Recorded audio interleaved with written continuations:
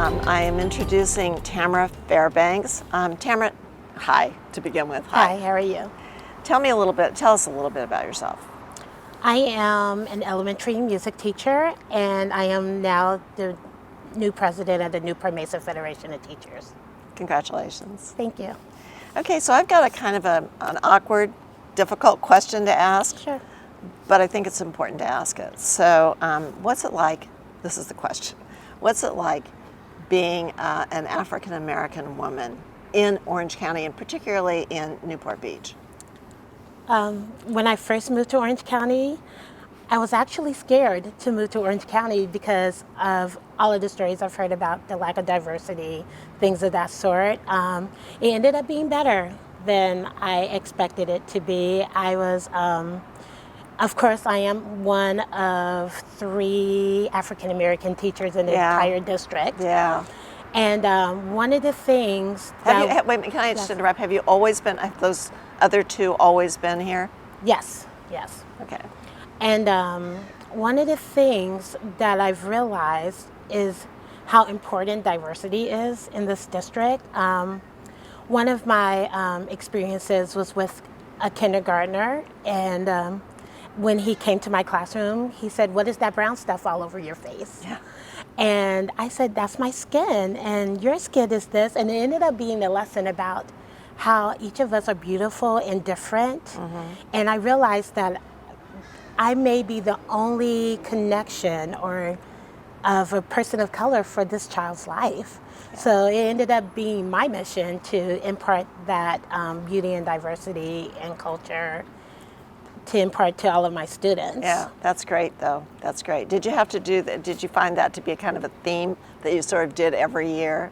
Or yes, and it's one of those things where, and I also believe, and it's also, I found it very important, only because when we're talking about Martin Luther King Day, they have a personal connection with it now. Yeah. Because I wouldn't have been their teacher if it hadn't been for people like King marching and protesting. Right. I bet it took the kids like 1 second to, or maybe a minute to just, you were just Miss Fairbanks, right? I mean, yes. Yeah. So. And then they were outraged because they realized we wouldn't have had Miss Fairbanks who would teach us music, and so it ended up being a personal thing for them, and so that was actually a really good thing. So you did, there's no problem with the kids. I mean, I don't think there's ever, especially young kids, there's really not ever really that much of an issue about, diversity and racism and stuff. But what about the other teachers and people, parents and? Nothing, not too much with teachers. Parents, yes. And it's usually avoidance or parents who won't speak to me personally, but will speak to me through other channels, or just there is a population of parents who would go to certain school sites because they are predominantly white, and they are quite vocal about that.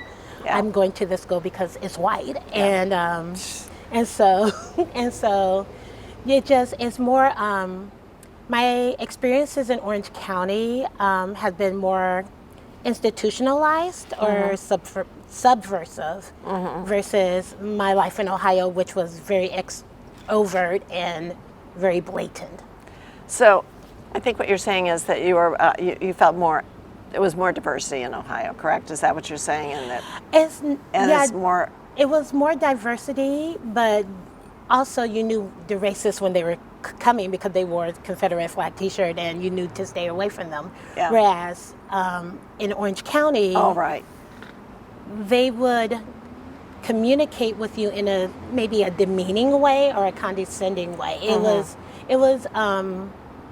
It was never overt. It was just implied, if that makes sense. Yeah. Yeah. So really not with teachers. Well, obviously you were elected. Yes. Yes.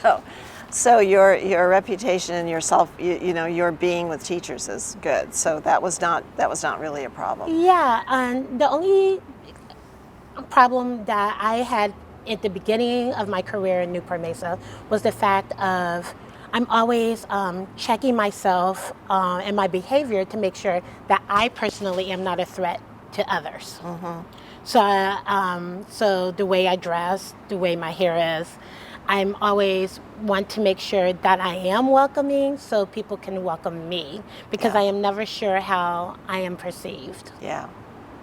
You have the same, other people have talked about going into stores and everything, and that people actually watch you and follow you around in stores to make sure that you're not doing something illegal or whatever. Does that ever happen to you here? And Oh, all the time.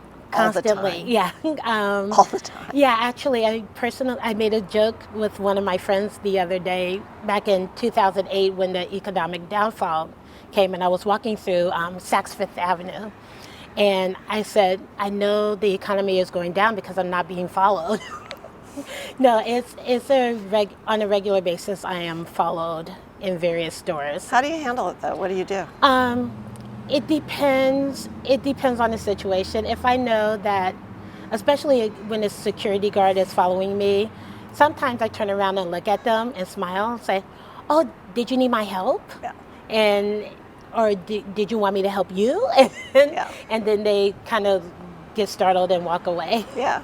That's a great way to handle it. Yeah. So on a scale of 1 to 10, and I know that you could talk about this, we could talk about this forever, Tamara, I'm sure.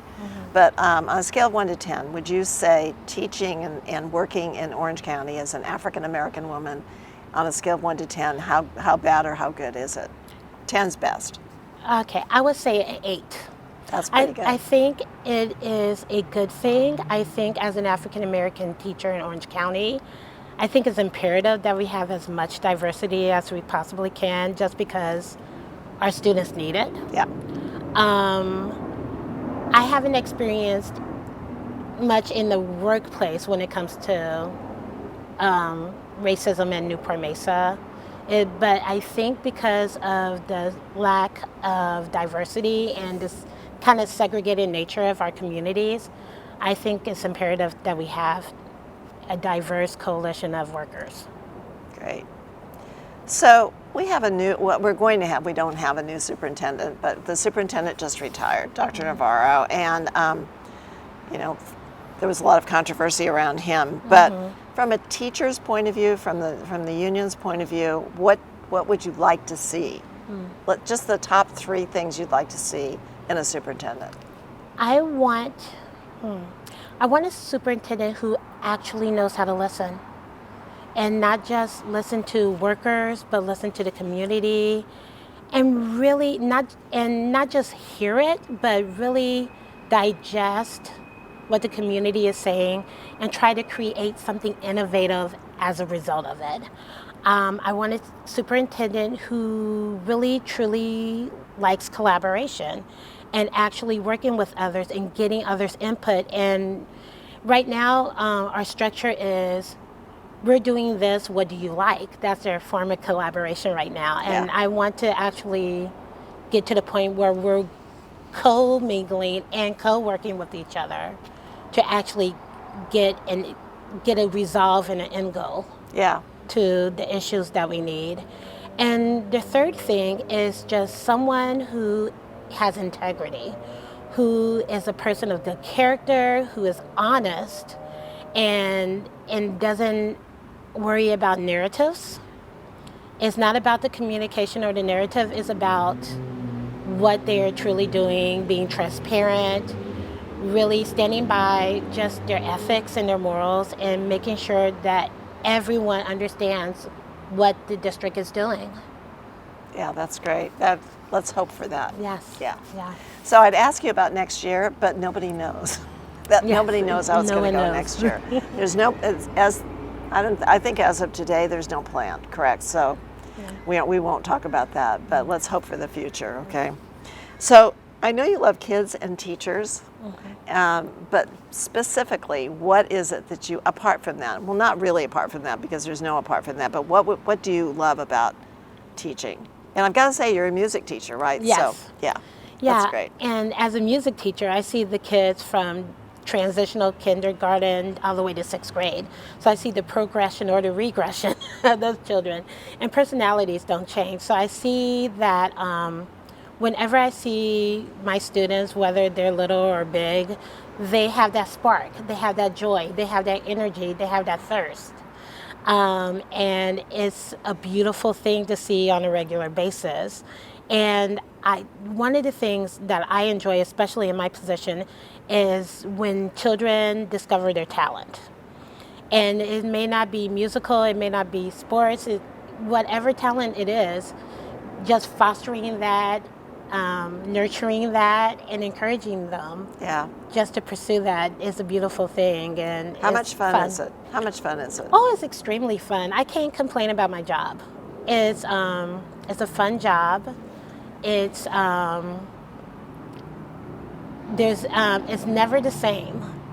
There's nothing. Every day is new. Yeah. You always have a clean slate. Right.